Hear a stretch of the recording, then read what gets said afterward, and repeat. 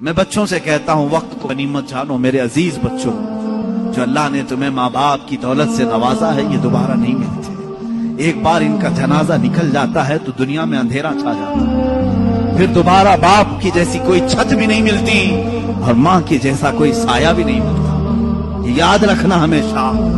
ایک نوجوان کو میں نے دیکھا تھا، وہ بڑا عیاش طبیعت کا تھا، ماں بیوہ ہے، بہت پہلے ہی شوہر کا انتقال ہو گیا تھا، بچہ صرف 4 سال کا تھا یا چھوٹا سا۔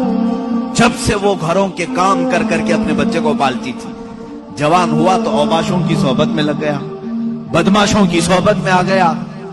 ماں کو اب اس سے بڑا دھچکا اور کیا لگے۔ ایک دن آئی تھی میرے پاس روتے ہوئے، کہا غضب ہو گیا، زندگی نے پہلے ہی میرے سے شوہر کی جدائی، اور میں نے ایسے ایام کاٹے کہ لوگوں کے جھوٹے برتن دھوئے اس امید پر کہ ایک بیٹا ہے جوانی میں، یہ جب پہنچے گا تو میرے بڑھاپے کا سہارا ہوگا۔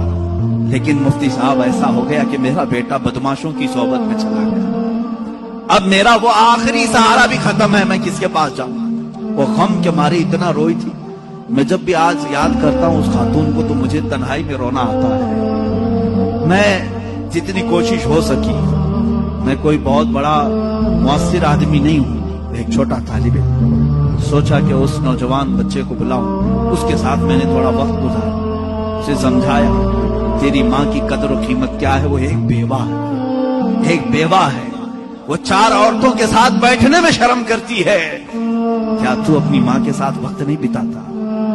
دنیا میں تیرے دوست ہوں گے، تجھے دوست چھوڑ کر کے جائیں تو تجھے کتنی تکلیف ہوتی ہے۔ تو سوچ اپنی ماں کو، اس کے تو کوئی دوست نہیں، اور اس کا بیٹا بھی اس کو رات اکیلا چھوڑ کر جاتا ہے۔ وہ رویا میرے پاس، کہا کہ حضرت میں وعدہ کرتا ہوں اپنی ماں کے لیے میں کام کروں گا۔ میں نے سمجھایا، دوسرے دن کہا میں نوکری کے لیے تلاش میں چلتا ہوں۔ مجھے وہ بات آج بھی یاد ہے، تقریباً 6-7 سال ہو گئے۔ وہ نوجوان ہے ابھی بھی، وہ سنتا بھی ہوگا۔ اس نے کہا اماں سے میں کہتا ہوں میں نوکری کرتا ہوں۔ ماں اس دن بڑی خوش ہوئی، کہا حضرت آپ نے میرے بچے کو سیدھے راستے پر لانے میں بڑی میری مدد کی ہے، بس زندگی کی ایک ہی خواہش رہ گئی ہے کہ میں اپنے بیٹے کی کمائی کھا لوں، میرا بیٹا کما کر کے لایا ہو میں وہ کھا لوں۔ زندگی پر لوگوں کے جھوٹے برتن دھو دھو کر کے بچے کو پالا ہے، ایک بار میرا بیٹا کھلائے مجھے۔ وہ اس آس میں رہی، وہ بنگلور یا کہیں کسی علاقے میں نوکری پر گیا، مہینہ گزرا تھا، تنخواہ آئی اس نے کہا تنخواہ سنبھال کر، پہلی تنخواہ میں اپنی ماں کو لے کے جاتا ہوں۔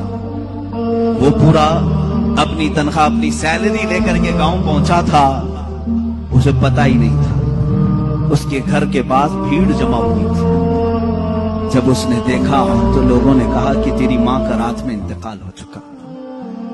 اس نے وہ پیسوں کا لفافہ اپنی ماں کے قدموں میں رکھا، آج تک جب کبھی وہ ملتا ہے تو پھوٹ کر روتا ہے، کہتا ہے میری ماں اسی آس میں دنیا سے چلی گئی کہ بیٹے کی ایک کمائی کھا لوں، لیکن مجھ سے زیادہ بدنصیب کون ہے اس دنیا میں جو ماں کے کمائے ہوئے جھوٹے برتن کو دھوئے ہوئے کمائی تو کھا لیا، اپنے ہاتھوں کا ایک لقمہ میں اپنی بیوہ ماں کو کھلا نہیں سکا۔ اے نوجوانوں، کیا اسی کا نام زندگی ہے؟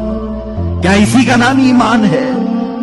تمہارے اخلاق تو وہ ہونے چاہیے کہ تم باہر جاؤ تو تمہارے ماں باپ تمہارے اخلاق پر فخر کریں، تمہاری ایک ایک کمائی کے لیے وہ آج بھی انتظار میں۔